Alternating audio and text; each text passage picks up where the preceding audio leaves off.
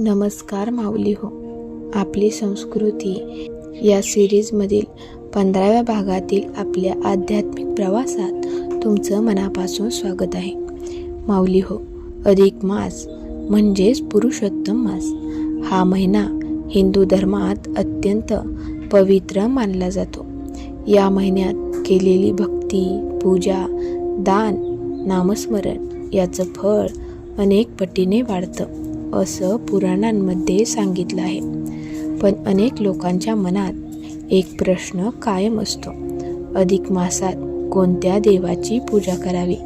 काही लोक म्हणतात विष्णूची पूजा करा, काही जण शिवभक्ती करतात, तर काही दत्त, तर कोणी विठ्ठल किंवा श्रीकृष्णाची भक्ती करतात.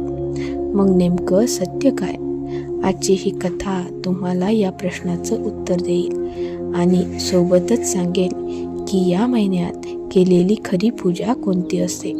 ही कथा शेवटपर्यंत नक्की ऐका, कारण यात एक असं रहस्य आहे जे तुमची भक्तीकडे पाहण्याची दृष्टी बदलून टाकेल.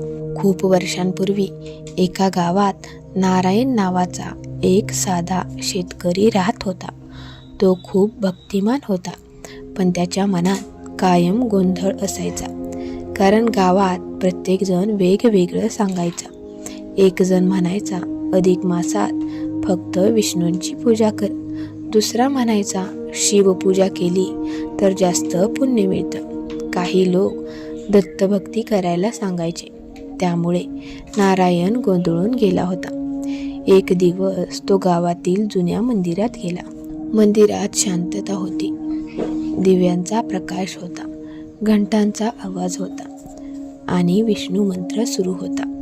नारायण देवासमोर बसला आणि मनात म्हणाला, हे देवा, मला योग्य मार्ग दाखव. तेवढ्यात मंदिरात एक वृद्ध संत आले. त्यांच्या चेहऱ्यावर विलक्षण तेज होतं. त्यांनी नारायणकडे पाहून विचारलं, बाळा, इतका विचारात का आहेस?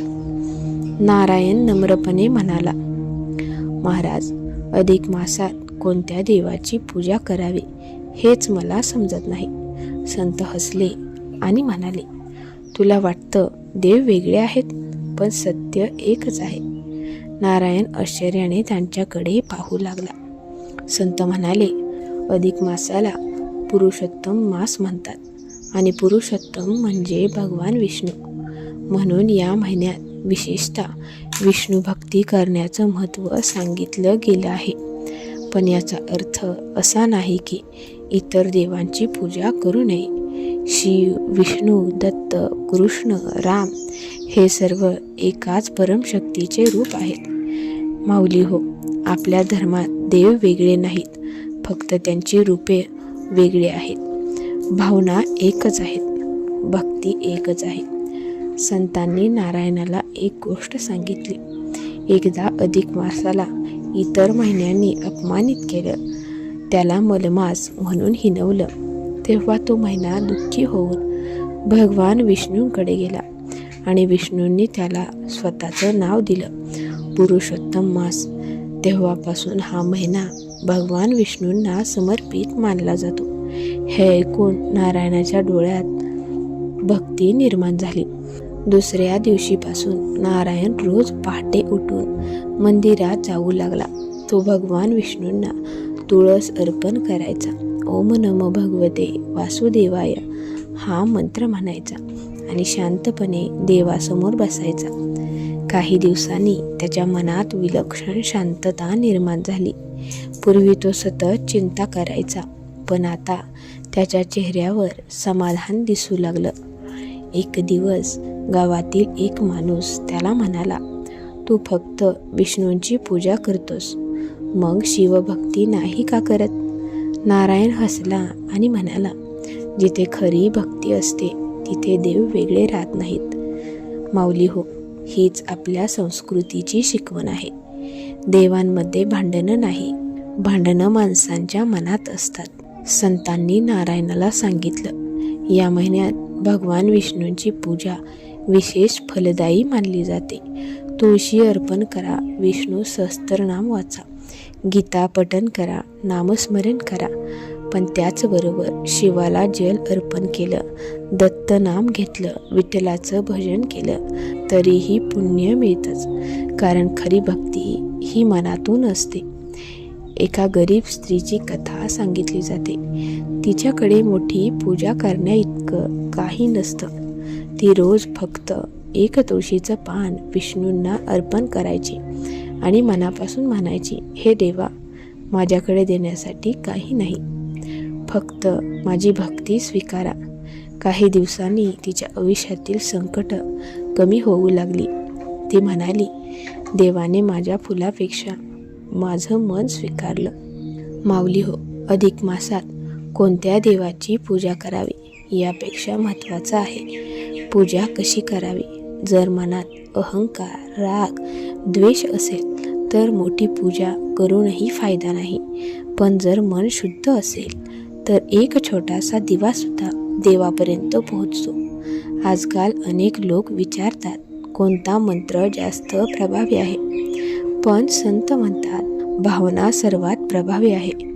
तुम्ही राम राम म्हणा, जय श्रीकृष्ण म्हणा, ओम नमः भगवते वासुदेव म्हणा, दिगंबरा दिगंबरा म्हणा.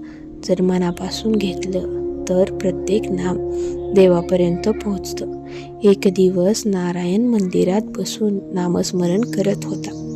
अचानक त्याच्या मनात एक विचार आला. मी देवाकडे नेहमी काहीतरी मागत होतो, पण आज मी फक्त धन्यवाद देईन. त्या दिवसापासून त्याच्या भक्तीत बदल झाला.